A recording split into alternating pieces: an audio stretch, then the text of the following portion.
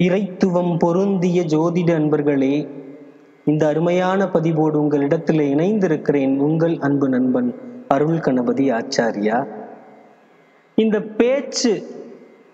பேச்சு வன்மை, சொல் வன்மை, சொல்லாடல், ஸ்பீக்கிங் கேப்பபிலிட்டி, இந்த அமைப்புகள் ஜாதகத்துல எப்படி இருக்கும் அப்படின்னு நம்ம பார்க்கறதுக்கு 2ஆம் இடம் என்கிற ஒரு விஷயத்தை பார்ப்போம் ஜோதிட உலகில். ஏனென்றால் 2ஆம் பாவத்தினுடைய துணை காரகத்துவ அமைப்பாக இருக்கிற அந்த பேச்சாற்றல் அப்படிங்கிறது இயல்புல ரொம்ப முக்கியமானது. வாழ்க்கை சிறப்பாக மாற வேண்டும் என்று சொன்னால் பேச்சாற்றல் இருக்கணும், பேச்சு வன்மை இருக்கணும். எங்கெங்க பேசணுமோ அங்க பேசியே ஆகணும். அதே போல பேசுகிற விதத்திலே அனைவரையும் கவர வேண்டும் என்பதெல்லாம் ஒவ்வொரு பேச்சிலே சுடர் விட்டு ஒளிர்கிற மகான்கள், நல்ல ஒரு அறிவியல் அறிஞர்கள், தத்துவ ஞானிகள், இவர்களையெல்லாம் பார்க்கிறோம். பெரிய பேச்சாற்றல் கொண்ட மேதைகள். அரசியல் துறையில கூட பேச்சு என்பது மிகுந்த தேவையான ஒன்று. எல்லா துறைகளிலும், ஊடகமாகட்டும் சினிமாவாகட்டும், அந்த டைலாக் டெலிவரி ரொம்ப முக்கியம். பேசும்போது கேட்கணுமேன்னு தோணணும், கேட்டுட்டே இருக்கலாமே இன்னும் கொஞ்ச நேரம் தோணணும். இந்த அமைப்புகள் எல்லாமே சொல் வன்மையை குறிக்கிற ஒரு இடம். இந்த இடம் 2ஆம் பாவம்னு சொன்னேன். சரி, பதிவிற்குள்ள போகலாம் வாங்க. சரி, சொற்களை ஆளுகிற திறன் என்று சொல்லக்கூடிய இந்த சொல்வன்மை, ஆர்டிகுலேஷன் பவர், ஸ்பீக்கிங் கேப்பபிலிட்டி ஜாதக அமைப்பு படி யாருக்கு அமையும் அப்படின்னு எல்லா லக்னத்தாரும் என்கிட்ட கேள்வி. நிறைய இந்த 12 லக்னக்காரர்களுக்கும் இந்த பேச்சு வன்மை என்று சொல்லக்கூடிய இந்த சொல்வன்மை எப்படி ஏற்படும், அப்படி ஏற்படணும்னா எப்படி கிரகங்கள் ஒத்துழைக்கணுங்கிறத பார்ப்போம். சரி, மேச லக்னத்தை எடுத்துக்குவோம் முதல்ல. அதான முதல் லக்னம். அந்த லக்னத்துல பிறந்தவர்களுக்கு 2ல சுக்கிரன் சந்திரன் இவர்கள் 2 பேரும் இருந்தார்கள் என்று சொன்னால் பேசுற வார்த்தைகள்ல கவித்துவம் இருக்கும். சொல்லிய சொல்லினுடைய நயம் என்பது மிக அழகாக இருக்கும். அதனுடைய காரணமாக மிகப்பெரிய சொல்வன்மை ஏற்பட்டு கொண்டே இருக்கும். யாருக்கு? மேச லக்னத்துக்கு. சரி, ரிஷப லக்னம் அப்படின்னு நம்ம எடுத்துட்டோம்னா, பொதுவா ரிஷப லக்னத்துல பிறந்தவர்களுக்கு 2ஆம் வீட்டுல புதனும் சனியும் இருந்தார்கள் என்று சொன்னால் சொல்லிலேயே ஒரு சிந்தனை தெளிவு இருக்கும். சிந்தனை தெளிவு, பேசுறதுல சிந்தனை தெளிவு இருக்கும். அதனால மிகப்பெரிய சொல்வன்மை ஏற்படும். இந்த பதிவுல கூட சுபத்துவமான தன்மையைத்தான் பேசுறோம். ஒரு சில எப்படி போகுதுன்னு எனக்கே தெரியல, பார்ப்போம் வாங்க. மிதுன லக்னத்துக்கு எடுத்துட்டோம் அப்படின்னா, மிதுன லக்னத்துல பிறந்தவர்களுக்கு அடிப்படையில 2ஆம் வீட்டுல சந்திரனும் குருவும் இருந்தார்கள் என்று சொன்னால் பரந்த உலகியல் அறிவு இருக்கும், ஆழ்ந்த கற்பனை நயம் இருக்கும். இரண்டுமே ஒன்று சேரும் பொழுது, அந்த சொற்களிலே தாண்டவம் ஆடும் பொழுது, அதனாலே சொல் சிறப்பு நிறைய ஏற்படும். அதுவும் ஒரு மகிழ்ச்சியான ஒரு அமைப்பு. இந்த அமைப்பு சொல்வன்மையை பொறுத்த மட்டும் இல்லை. இன்னைக்கு சொல்லாற்றல் ரொம்ப முக்கியம். இன்னைக்கு எங்க போனாலும் சொல்லாற்றல் தேவை. ஒரு நேர்முக தேர்வுக்கு போகணும்னாலும் சரி, குடும்ப உறுப்பினர்களிடத்துல அன்பு பாராட்ட வேண்டும் என்று சொன்னாலும் சரி, இல்லை வெளியிலே சந்திக்கிற அத்தனை நபர்களிடமும் உரையாடும் பொழுது இருக்கிற அந்த சொல்லாற்றலும் சரி, இந்த மாதிரி பேச்சையே துறையாக கொண்டவர்கள்லாம் இருக்கிறாங்க. நீதித்துறை அன்பர்கள், என்னை போல ஜோதிட அன்பர்கள், நல்ல தத்துவ ஞானத்தை பொழிகிற தத்துவ ஞானிகள், ஆன்மீக குருமார்கள், இவர்கள் எல்லாம் இருக்கிறாங்க. பேச்சு வன்மைங்கிறது ரொம்ப முக்கியம் அவர்களுக்கு. பேச்சு வன்மை என்பது ரொம்ப முக்கியம், இல்லைன்னா முடியாது.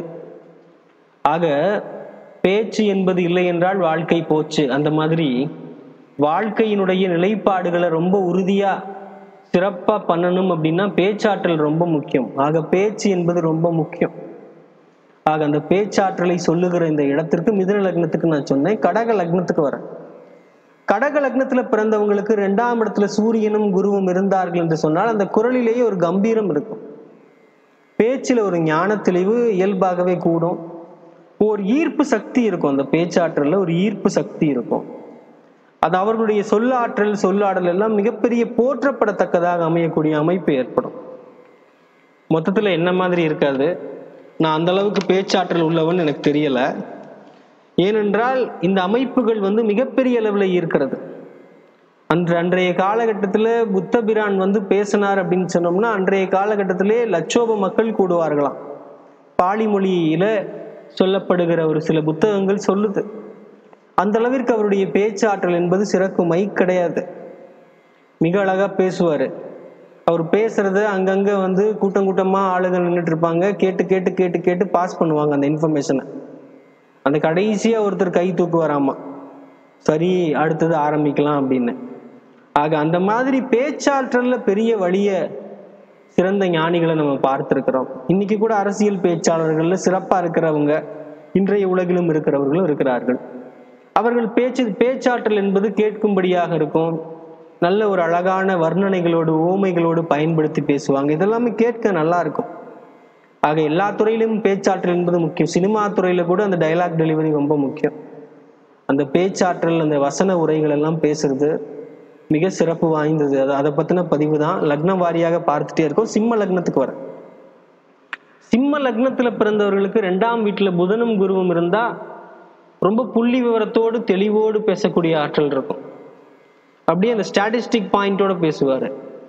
பேசுறதுல நல்ல கிளாரிட்டி இருக்கும். இந்த மாதிரி ஆற்றல் அமையக்கூடிய அமைப்பு.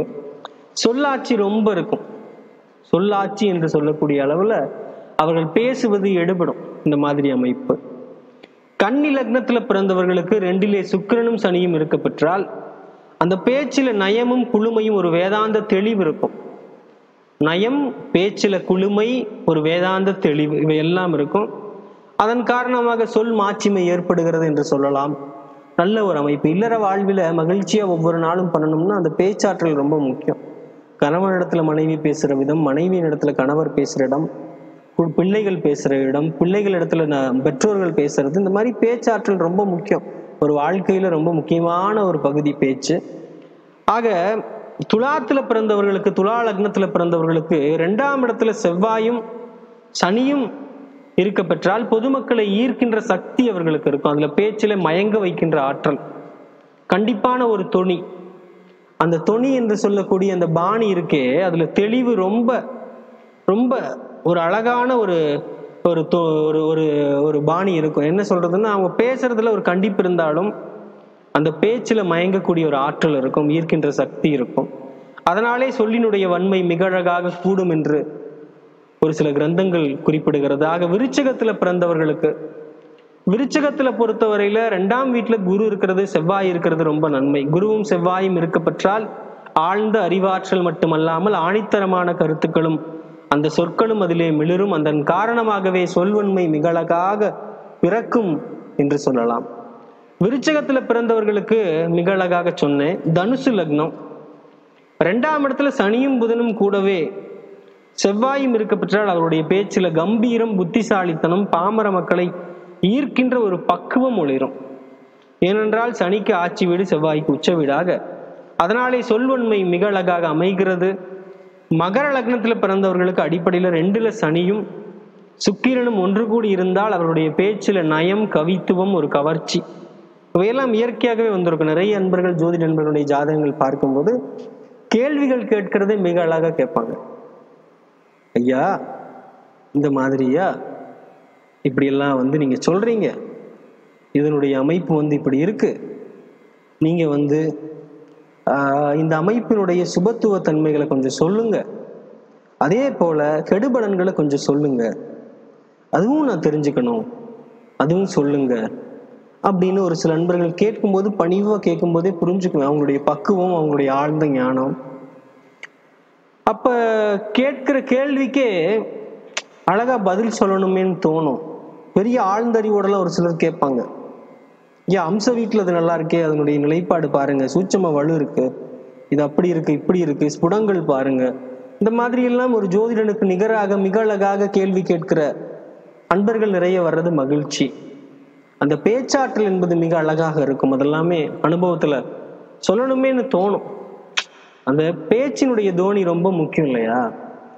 நீங்க எப்படி பேசுறோம், இதை எடுத்தங்க வை அப்படின்னு சொல்றதுக்கு, கொஞ்சம் இதை எடுத்து அங்க வச்சிடறியா பாப்பா, கொஞ்சம் இதை எடுத்து அங்க வச்சிடறியா சாமி, கண்ணு இதை கொஞ்சம் அங்க வச்சிருமா தங்கமே, கொஞ்சம் ப்ளீஸ் அதை கொஞ்சம் வச்சுட்டு இதை கொஞ்சம் அங்க வச்சுட்டு வரையாம்மா இப்படின்னு சொல்லும் போது செய்யணுமேன்னு தோணும். அந்த ஒரு பேச்சாற்றல் என்பது அந்த ஒரு சில முகஸ்துதிகளும் அங்கங்க தேவைப்பட்டு தான் ஆகும். இதெல்லாமே பேச்சில் ஒரு நல்ல ஒரு ஈர்ப்பை தர்ற ஒரு விதம் தான். ஆக மனிதனுக்கு பேச்சாற்றல் ரொம்ப முக்கியங்கிறதுனால இந்த பதிவு போட்டேன். சரி, மகர லக்னத்துல பிறந்தவர்களுக்கு மிக அழகாக சொன்னேன். சனியும் சுக்கிரனும் ஒன்று கூடி இருந்தால் பேச்சிலே நயம், கவித்துவம், ஒருவித கவர்ச்சி இயற்கையாகவே அதனாலே சொல்வன்மை ஓங்கி இருக்கும் என்று. கும்ப லக்னத்துல பிறந்தவர்களுக்கும் கூட குருவும் சுக்கிரனும் 2ஆம் இடத்துல கூடியிருந்தார்கள் என்று சொன்னால் அவர்கள் பேச்சில் அறிவாற்றல், இனிமை, எழில் இருக்கும். அதனாலே சொல்வன்மை சிறந்து நிற்கும். மீன லக்னம், மீன லக்னக்காரர்களுக்கு பேசவா சொல்லித்தரணும். நல்ல பேச்சாற்றல் இயல்பிலேயே இருக்கும். மீன லக்னத்துல பிறந்தவர்களுக்கு 2ல் செவ்வாயும் சூரியனும் அமையறது ரொம்ப சிறப்பு. ஏன்னா 2 பேருமே இங்க சிறந்து விளங்குற ஒரு வீடு. அதே நேரத்துல புதனும் கூடியிருந்தார்கள் என்று சொன்னால் இன்னுமே ரொம்ப சிறப்பு. அப்ப ஞாயிறு, செவ்வாய், புதன் ஆக இந்த 3 பேரும் சேர்றது ரொம்ப சிறப்பு அந்த வீடுகள்ல. ஆக அவர்கள் பேச்சுல கம்பீரம், கண்டிப்பு, அதே நேரத்துல கருத்து செறிவு ரொம்ப இருக்கும். சொல்வன்மை போற்றப்படத்தக்கதாக இருக்கும். இந்த மாதிரி நிறைய உதாரணங்கள் நிறைய இருக்குது. இன்னுமே பல கோணங்கள்ல விவரிக்கப்படுவதற்கு வாய்ப்பு இருக்குது. ஒரு பழைய நூல்ல இருந்து ஒரு சில கருத்துக்கள் நான் சொல்றேன். ஜோதிட ஞானம் பெறும் அன்பர்கள் இவற்றை அறிந்து கொண்டு ஆராய்ச்சிக்கு பயன்படுத்தி கொள்ள மிக அழகாக ஆணையிடுகிறேன். மேசத்துல சந்திரன் இருந்தார் அப்படின்னு சொன்னா இயல்பிலேயே கண் உருளையா இருக்கும், கொஞ்சம் சிவப்பா இருப்பாங்க, தலையில ஒரு மச்சம் இருக்கும், முழங்கால் வாதம் இருக்கும், தண்ணீரை கண்டால் கொஞ்சம் அச்சம் வரும், அதிகமாக நடக்க வேண்டியது இருக்கும், சந்தோஷம் என்பது சீக்கிரத்துல உண்டாகும். அப்படிலாம் ஒரு சில கிரந்தங்கள்ல குறிப்பிடப்பட்டிருக்குது. ஆக சந்திரன் ரிஷபத்துல இருக்கிறது ஒரு சில நல்ல விஷயத்தை குறிக்கும். அழகம்சம் இருக்கும், முகத்துல மூக்கு பக்கத்துல மச்சம் இருக்க வாய்ப்பு இருக்குது, ரொம்ப அமைதியா இருக்கக்கூடியவரா இருப்பாரு, பசி தாங்க மாட்டார், ரொம்ப இரக்க குணம் ரொம்ப இருக்கும். இந்த மாதிரி எல்லாம் அமைப்புகள் பார்த்திருக்கிறோம். இதெல்லாமே ராசிக்குரிய பலன்கள். சந்திரன் இருந்தால் ராசி தானே, அதனால ராசிக்குரிய பலன்கள் இயல்பிலேயே மிதுன ராசி அப்படின்னு பார்த்தீங்கன்னா சிவந்த கண்ணுடையவரா இருப்பாரு, தலைமுடி கொஞ்சம் சுருட்டியா இருக்க வாய்ப்பு உண்டு, சூதாட்டத்துல பிரியமா இருப்பாங்க, அழகு அம்சத்துல தோற்றத்துல நல்லா தெரிய வரும், அலங்கார பிரியர்கள், எப்பவுமே அலங்காரம் பண்ணிக்கிட்டே இருக்கணும்னு நினைப்பாங்க, மூக்கும் முகமும் அழகாக இருக்கும், முகத்துல கூட ஒரு மச்சம் இருக்க வாய்ப்பு இருக்குது, சாப்பாட்டுல ரொம்ப ருசி காண்பார்கள், திறமைசாலிகள். இதெல்லாமே நிறைய சுபத்துவமான கருத்துக்கள் மட்டும்தான் சொல்றேன். சந்திரன் கடகத்துல இருந்தா வசிய சக்தி பெற்றிருப்பார்கள், நடையில ஒரு வளைவு இருக்கும், கழுத்து கொஞ்சம் பருத்து இருக்கும், சந்தர்ப்பத்துக்கு ஏற்ப புத்திசாலித்தனம் உதயமாகும், எல்லோராலும் நேசிக்கப்பட முடியும், கிரக பாக்கியம் உண்டு. சந்திரன் இயல்பிலே நல்லா இருந்து இந்த அமைப்புகளும் வளர்பிறை சந்திரனாக இருந்தால் இந்த பலன்கள் முழுமையாக சொல்ல முடியும். ஆக சிம்மம் சொல்லவே வேண்டாம், நீண்ட முடி, நட்பு பலம் கொஞ்சம் கம்மி, நட்பு அவ்வளவா பாராட்ட மாட்டாங்க, பலமான நடை போடுவார்கள், முகம் பறந்திருக்கும், சுகபோகங்கள்ல நாட்டம் அதிகமா இருக்கும், காடு மலைகள்ல வசிக்கணுங்கிற ஒரு எண்ணம் வரும், பேச்சுல கொஞ்சம் கடுமை நிச்சயம் உண்டு. அந்த அமைப்பு சிம்மராசி அன்பர்களுக்கு உண்டு. சந்திரன் கன்னியில இருக்க பிறந்தவர்களுக்கு கல்வி அறிவு நிறைய கிடைக்கும், சரீரம் கொஞ்சம் மெலிந்திருக்கும், உருவம் கொஞ்சம் நீண்டு இருக்கும், அயல் தேசத்திற்கு செல்லக்கூடிய வாய்ப்பு கிடைக்கும், நாணம் கொஞ்சம் இருக்கும், சுகம் அனுபவிப்பார்கள், சத்தியத்தை கடைபிடிக்கக்கூடிய வாய்ப்பு அவர்களுக்கு நிறைய வரும், வாக்கு சுத்தம் ஓரளவு இருக்கும். இதெல்லாமே சந்திரன் கன்னியில சுபபலத்தோடு அமைந்தால் இதை நான் சொல்றேன். சுபபலம், பார்வை பலம், திக்பலம், இன்னுமே நிறைய சூட்சம வழுக்களை எல்லாம் வச்சு சொல்றோம். துலாத்தை பொறுத்தவரையில துலாத்துல சந்திரன் இருந்தா பண்டிதன்னு சொல்றோம். கொஞ்சம் நோய்கள் அவ்வப்போது வர வாய்ப்பு, இறை வழிபாட்டிலும் ஈடுபடுவார், குரு பக்தி இருக்கும், சாந்த குணம் கொஞ்சம் இருக்கும், புத்தியில கொஞ்சம் சலனம் அப்பப்போ ஏற்படும், வியாபார நிபுணத்துவம் இயல்பிலேயே நிறைய வரும், உடல் அங்கம் ஒன்றில் ஏதாவது ஒரு சின்ன ஃபால்ட் இருக்க வாய்ப்பு இருக்குது. சஞ்சலம் இல்லாமலே இருக்க முடியாது. துளாராசியை பொறுத்தவரையில் ஏதாவது ஒரு சஞ்சலம் நிச்சயமாக இருக்கும். சந்திரன் விருச்சகத்துல வரும்போது விருச்சக ராசின்னு சொல்றோம். இந்த விருச்சக ராசியில பிறந்தவங்களுக்கு முழங்கால் ரொம்ப திரண்டு இருக்கும், அச்சம் உள்ளவர்களாக இருப்பார்கள், மற்றையோருக்கு தெரியாமல் ஒரு சில விஷயங்கள்லாம் பண்ணி அதுல கொஞ்சம் மாட்டிக்கக்கூடிய வாய்ப்பு இருக்கும், வேட்டையாடுவதுல ரொம்ப திறமை இருக்கும், பரந்த கண் விரிந்த மார்பு அமையக்கூடிய அமைப்பு, இதெல்லாமே விருச்சக ராசிக்கு, இந்த போர்க்குணம் பொருந்திய ராசிக்கு சொல்ற ஒரு சில பொது பலன்கள். சந்திரன் தனுசுல இருக்கிறது, உடல்ல ஒரு கூணல் இருக்கும், லைட்டா கூணல் தெரியும், அதாவது உறுதி பெற்ற சரீரம் அமையும், தோள்கள்லாம் ரொம்ப திரண்டு இருக்கும், கவித்துவ ஞானம் ஏற்படும், வசிய சக்தி இருக்கும், முகம் கொஞ்சம் நீண்டு இருக்கும், நிறைய செலவு செய்யக்கூடிய வாய்ப்பு அவர்களுக்கு கிடைக்கும். இதெல்லாமே சந்திரன் வந்து தனுசு வீட்டுல சுபத்துவத்தோடு இருந்தால் இந்த பலன்கள் கிடைக்கும். மகரத்துல சந்திரன் இருந்தா எப்படின்னா புஜ வளம் உடையவர், சோம்பல் என்பது அவ்வப்போது தலை காட்டக்கூடிய வாய்ப்பு, இரக்கம் கொஞ்சம் குறைந்திருக்கும், இனிய சுபாவம் என்றாலும் மற்றையோருக்கு உதவி செய்வதில் ரொம்ப வேகமா வரமாட்டார், வேகமா ஓடி வர மாட்டாங்க, மற்றவங்களுக்கு உதவி செய்யணும் அப்படிங்கிற ஒரு நிலைப்பாடு வேகமா வரமாட்டாங்க. சுகம் அனுபவிப்பதில் அதிக நாட்டம் இருக்கும், குடும்பத்தை கட்டி காக்கக்கூடிய வாய்ப்பு இதெல்லாமே இருக்கும். சரி, மீனத்துல சந்திரன் என்பது சுகபோகங்களை அனுபவிக்கக்கூடிய வாய்ப்பு, குடும்பம் நல்லா அமையக்கூடிய வாய்ப்பு, நிலம் வீடு ஆகியவை சேரக்கூடிய வாய்ப்பு, கொஞ்சம் நான்வெஜ் ஃபுட்டெல்லாம் ரொம்ப எடுத்துக்குவார், மாமிசம் உண்பதிலே நல்ல நாட்டம் ஏற்படும். இதெல்லாமே வந்து ஒரு பொதுவான பலன்கள். இந்த மேற்சொன்ன இந்த குறிப்புகளில் இருக்கக்கூடிய பலன்கள் நல்ல அம்சங்கள் சுப திருஷ்டி பெற்ற சந்திரன் என்றால் கூடுதல், அசுப திருஷ்டி பெற்ற சந்திரன் என்றால் குறைதல் என்பது நிச்சயமாக ஏற்படும். ஆக இது பொது பலன்கள். தீய அம்சங்கள் சுப திருஷ்டி பெற்ற சந்திரனால் குறையக்கூடும், அசுப திருஷ்டி பெற்ற சந்திரனால் அதிகமாக கூடும் அப்படின்னு நம்ம சொல்றோம். ஆக வந்து இந்த அமைப்பு வந்து இயல்பிலேயே வந்து எல்லாத்துக்கும் பொருந்துமானா பொருந்தாது. இது ஒரு பொதுவான பலன், பொருந்துபவர்கள் எடுத்துக்கொள்ளலாம். ஜாதகத்துல பேச்சு அப்படின்னு சொல்லிட்டு ராசியினுடைய அமைப்புகளையும் சொன்னேன். ஏன்னா வந்து கொஞ்சம் பதிவினுடைய நீளமும் கொஞ்சம் பெரிதாகட்டும் என்று தான் சொன்னேன். ஏனென்றால் இது பொதுவாக எல்லாருமே இன்னைக்கு சொல்றது ராசிக்குரிய தன்மைகள் பலன்கள் எல்லாம்.